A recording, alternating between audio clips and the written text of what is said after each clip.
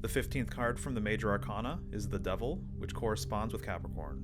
I pulled them all from my decks and organized them in chronological order from newest to oldest, which goes all the way back to the 15th century.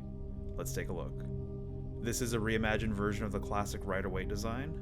All of the main symbolism is present. Most depictions of the devil are hybrids. You'll often see a combination of wings, horns, goat heads, goat legs, bird-like feet, breasts, and male genitalia.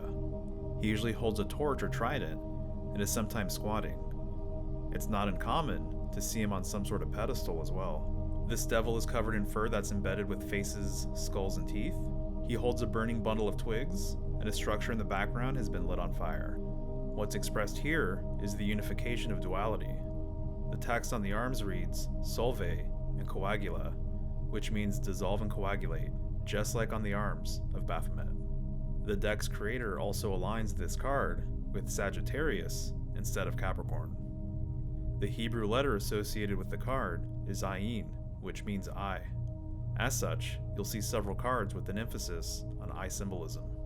I think it's interesting that one of the goat kids is fully masked, while the other is revealing an eye. This is an updated version of a classic design.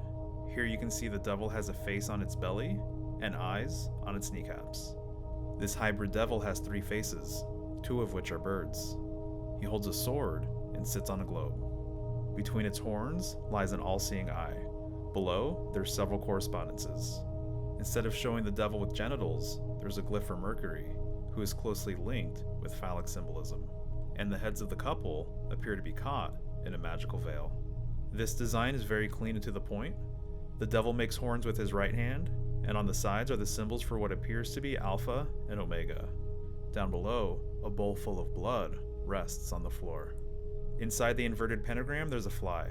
The demon Beelzebub is referred to as the Lord of Flies, and is often considered an emanation of the devil himself. There's a lot going on here, but for now I'd like to point out the symbols for Mars and Saturn. And below, you can see the alternative hermetic title, Lord of the Gates of Matter. A bald androgynous devil squats in front of a psychedelic background on what appears to be a symbolic television screen. There are other similar stations behind the couple. The man is chained around his neck, while the woman is chained around her belly. A goat with a third eye stands on top of abstract testicles.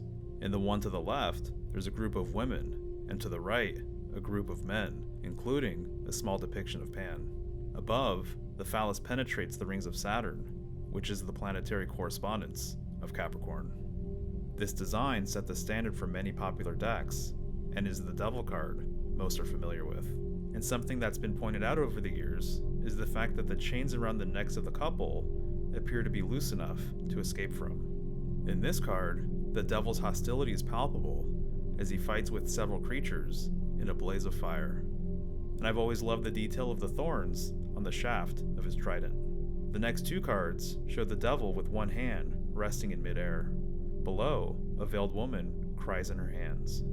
In this version, there's a house below the devil's hand.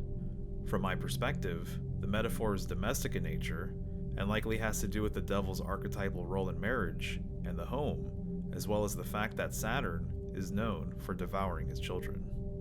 This is an all-time classic, and where many traditional decks descend from. Notice that the couple looks devilish as well, alluding that the devil and man are cut from the same cloth.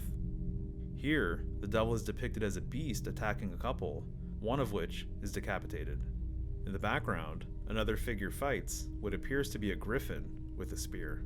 You can make the case that Metello, the 15th card of the Solabusca, is something of a precursor to the modern devil card. The figure looks like a court jester, which is interesting because laughter is often associated with adversarial or trickster entities. He holds a wand or torch that's lighting a sphere on fire, which could be interpreted as a globe. This isn't the devil, but Saturn. In his left hand, he eats one of his children. In his right hand, he holds a dragon eating its own tail and a scythe. And finally, our last card. Interestingly, the original devil card for this deck has never been seen by modern eyes and was lost in the mists of time. Instead, various artists have created replacements over the years, like this one. Some tarot historians have said that it's likely many of the earliest devil cards were destroyed, so they couldn't show up in readings.